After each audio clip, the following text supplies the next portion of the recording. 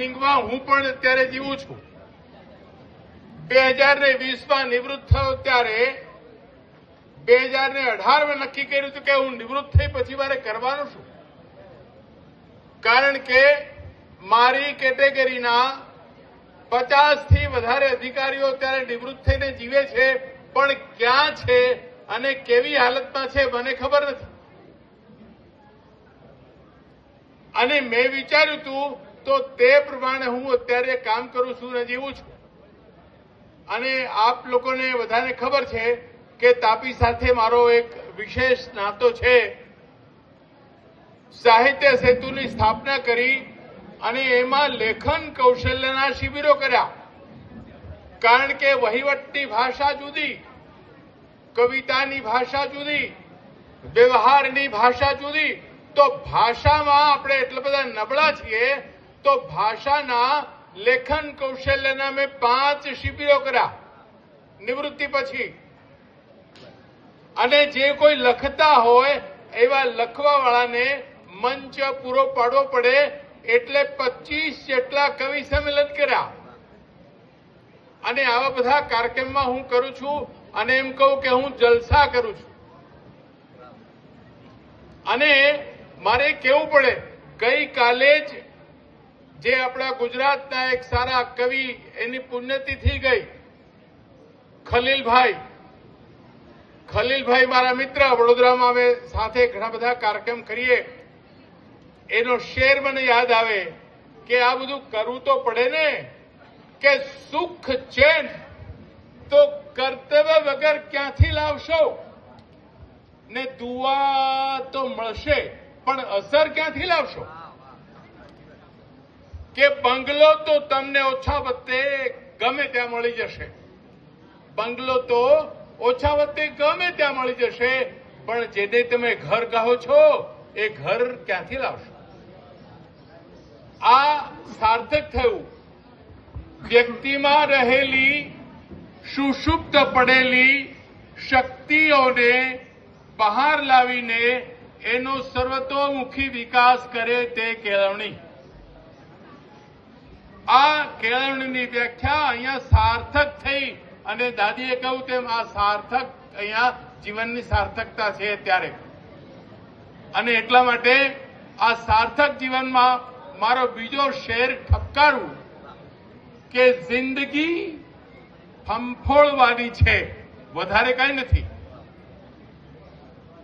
જિંદગી ફંફોળવાની છે, વધારે કઈ નથી. જાતને ઢંઢોળવાની છે, વધારે કઈ નથી. કે શ્વાસની પીછી રહી ન જાય કોરી કટ પછી, શ્વાસની પીછી રહી ન જાય કોરી કટ પછી, રંગમાં ઝબકોળવાની છે, વધારે કઈ નથી. રમજાનભાઈ મને કચ્છમાં મેકરણ દાદા યાદ આવી ગયા કે જીઓ તો ઝેરમ થયો, શક્કર થયો શેણ, મરી વેધા બાળવા રોધા ભલે જા રેણ. હવે આ બધાના ભાવાર્થ સમજાવવા નથી, સમય નથી, કારણ કે અમે અધિકારી તો રહ્યા, પણ અમને એક વસ્તુ કે અમે પણ પ્રોફેસર ના થઈ શક્યા. તો રમજાનભાઈ તમારી ઈર્ષા આવે છે, પણ આજની તારીખે મારા મહિનાના આવા 4-5 કાર્યક્રમ થાય છે અને હું જલસા કરું છું. તો મારો કહેવાનો અર્થ એ છે કે આ બધી જે આજે કેળવણી છે ને, સમય ઘણો થઈ ગયો છે, પણ એક નાની વાત કહીને પૂરું કરું કે રવિશંકર દાદા પાસે એક કોલેજનો ગ્રેજ્યુએટ થયેલો જુવાન આવ્યો અને દાદા હું ગ્રેજ્યુએટ થઈ ગયો. એમ? શું વાત કરે, કોલેજ પૂરી કરી? હા, ગ્રેજ્યુએટ થઈ ગયો. એમ? ઓહો. તો આપણા ગામમાં અત્યારે ખેતીની સિઝન ચાલે, બાજરો કાપવાનું ચાલે છે, તો તું ખેતરે જાય અને બાજરો કાપતા હોય તો પૂળા વાળતા આવડે કે? દાદા પૂળા વાળતા નહીં આવડે, હું ગ્રેજ્યુએટ થઈ ગયો.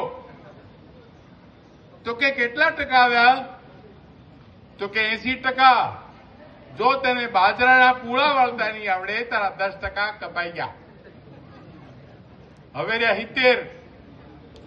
એમ કે આપણા ખેતર ખળે ગમે ત્યાં જઈએ તો ઝાડ પર ચડવાનું હોય તાત્કાલિક કશું પાડવા માટે, તો તને ઝાડ પર ચડતા આવડે કે દાદા મને ઝાડ પર ચડતા નહીં આવડે? તો કે તારા બીજા 10% કપાઈ ગયા. એટલે એના 80 માંથી 60 રહ્યા. પછી કે આપણા ગામમાં દવાખાના નથી, ડોક્ટર નથી ને આપણા ગામમાં કોઈ બીમાર પડી જાય તો તાત્કાલિક એને દવાખાને શહેરમાં લઈ જવાનું હોય તો તને ગાડું હાંકતા આવડે કે? તો કે ગાડું હાંકતા નહીં આવડે. તો કે તારા બીજા 10% કપાઈ ગયા. હવે જેને ભણતર અને કેળવણીમાં બરાબર ખબર ન પડે એવા ઘણા બધા શિક્ષકોની વાત રમજાનભાઈ કરી. એટલે બાય ચોઇસ જે શિક્ષક તરીકે આવ્યા છે એવા સંગીતાબેનને ખૂબ ખૂબ શુભેચ્છાઓ. શિક્ષકત્વ એ દીપી ઉઠે છે, એ સાર્થક થાય છે એવી આપણને અહીંયા અનુભૂતિ થાય છે. અને આવા સારા ભાવપૂર્ણ કાર્યક્રમમાં આવવાની મને તક મળી. મને તો ખૂબ મજા આવી. એટલે અને પાછું કવિ છે ને આટલું ઓડિયન્સ દેખીને એમને એમ કહે તો કવિ ગાંડો કહેવાય. એટલે ભલે 1 વાગવા આવ્યો છે પણ મારી ગીતની કડી કહીને હું વાતને પૂરી કરું કે મરતા પહેલા ધીરે ધીરે અંદરથી મરવાનું નહીં, કે હૈયામાં ઉલ્લાસ ભરી લો, બીજું કઈ કરવાનું નહીં. ને વીતેલી ગળચટ્ટી યાદો જાગે તો સંભાળી લો, પણ રોકડ જેવા રણ કે દાડા આ પળને અજવાળી લો. ને કષ્ટો છે તો પીડા છે, રખડી રખડીને આવ્યા ને બોરખડી આવ્યા.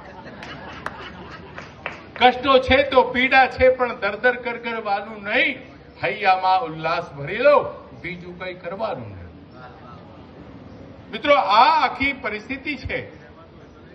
તો આવા સરસ પ્રસંગે ફરીથી એક શેર કહીને મારી વાતને પૂરી કરું કે હકીકત છે, સત્ય છે, સ્વીકાર કર કે આ કર્મમાં તો કષ્ટ છે, સ્વીકાર કર.